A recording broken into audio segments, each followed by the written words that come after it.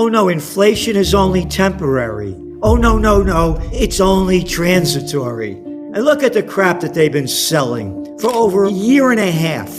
Temporary, it's not real, it's only transitory.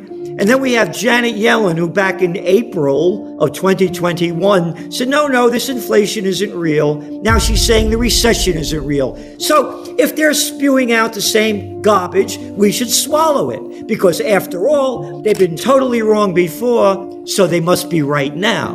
Or else they were lying about it. Because everybody knew inflation was real. But they wanted to keep those zero interest rate policies so they could keep the equity markets going up. What did they pump in? $6.3 trillion, the government, to fight the COVID war? Oh, that's not inflationary. It's the Russians that did it. It's a freak show in front of our eyes. The whole game is rigged. I mean, come on. The market should have crashed back in 2020 when they launched the COVID war. It should have been over. The businesses have been destroyed. The damage that this COVID war has done is incalculable. Hey, let's not talk about office occupancy rates in America. They're only around 40%. Cities like in New York, 35%. Oh, all those businesses, the dry cleaners, and the shoe repair, the hairdressers, happy hours, all gone. And now I'm renting, let's say I have 8 stories of a building. My people don't want to commute an hour and a half anymore. They hated it, going an hour and a half back and forth. I'll work from home 3 days a week. Great. I'll save on rent. This is for real. Office occupancy rates in New York City, in Chicago, in San Francisco, they're in the toilet. And so are the businesses. Before this happened in 2019, there were for rent signs all over the place. Now look at it. The damage that this has done, the businesses that have been put out of business, I went out of business, now I'm going to come back again? I'm telling you, it's incalculable. The damage that is done, we are in for the worst socioeconomic and geopolitical crisis in modern history. Tell me one brilliant thing the federal government has done in my lifetime, and I'm 75 years old. What have they ever done? They're a bunch of losers. They're freaks. I don't know how people could look up to these clowns. Look at, as I say, GC's 3Gs, guns, gold, and a getaway plan. But this time there'll be no getaway plan because COVID war, Ukraine war, world war. When all else fails, they take you to war. This economy's failed. It's a joke. $60 billion to Ukraine about now, since February 24th. And the roads are rotting, homeless all over the streets. People can't make ends meet. You see the data that comes out. So for me, the gold prices should be $2,500 an ounce. I'm not making this up when I say it's a crime syndicate. It's rigged. The proof is there. The two things they don't want to happen. They don't want the equity markets to crash, and they don't want gold prices to skyrocket to where they should go, because then the little people will know how bad it is. They don't know how bad it is until the markets crash. Gold prices should have been skyrocketing for the last 3 years because the crisis that we're facing now is unprecedented. Unprecedented. The countless trillions of dollars that they've pumped into the economies around the world. You're going to see it's the new world disorder. You're looking at the emerging markets. Why is the dollar strong? The dollar's strong because all the other ones are so weak. Again, listen to the crap that's spewed out of the mouths of the central bankers.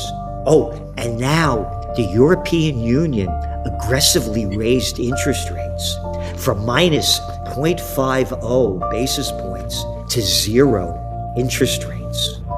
What, are you kidding me? What do they got?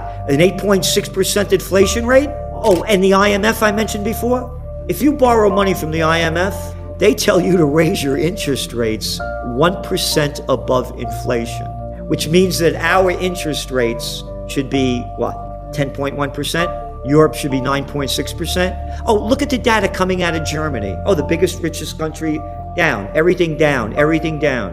And by the way, people complain communism, dictatorial. As you know, there was a guy by the name of Mussolini. Listen to his quote. What's fascism? The merger of state and corporate powers.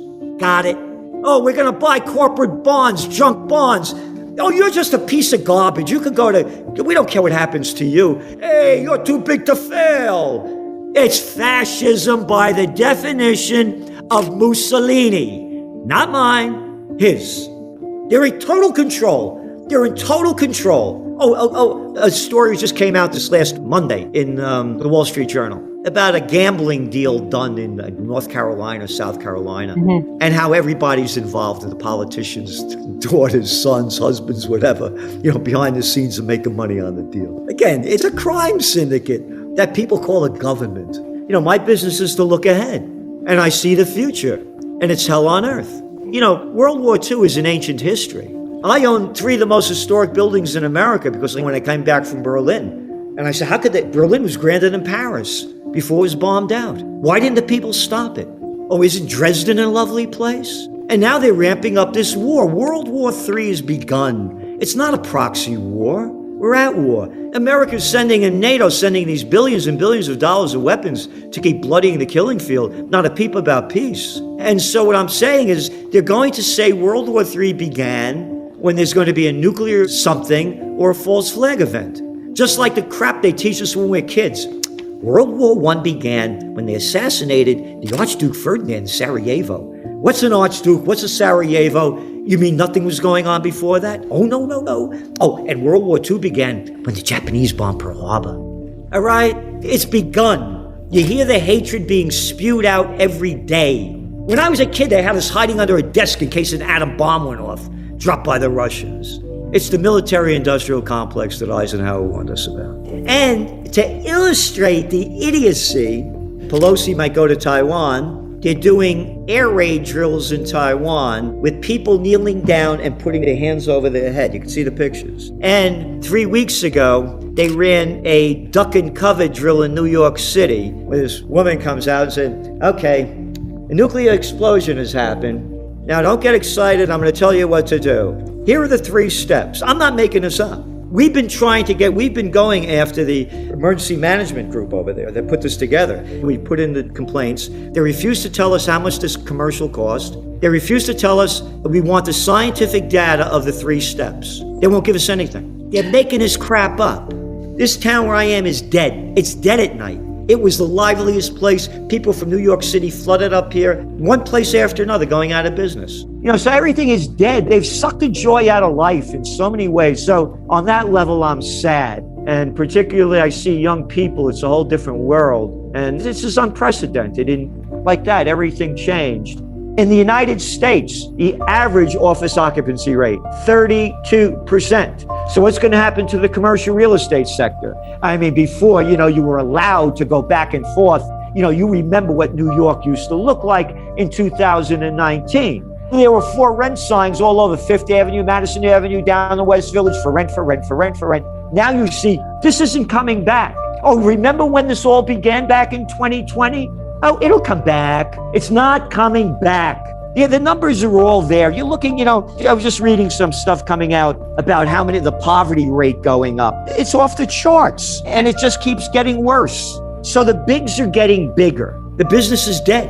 And now with inflation hitting, wait, I fill up my car, $88? I mean, I could afford it, but how about these people that can't?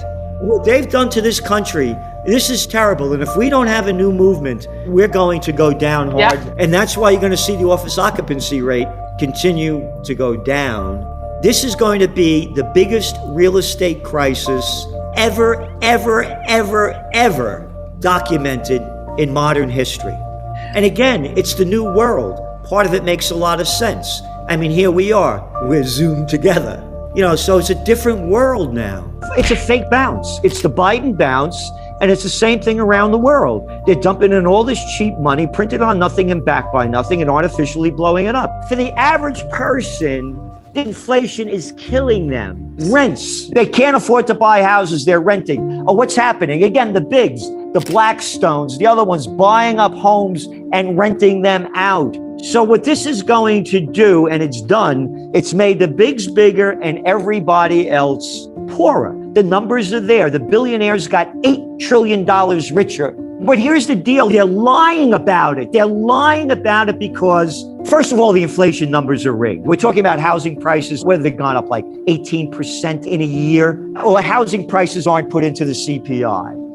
So anyway, they're making the numbers up, and they want to keep saying inflation is temporary because they are afraid they're going to scare the gamblers. by raising interest rates. So now they're lying about that we're not going to raise interest rates. Inflation isn't going up because when interest rates go up, the housing market goes down. When the mortgage rates go up, when interest rates go up, the gambling game stops and this whole thing collapses. Everybody knows it.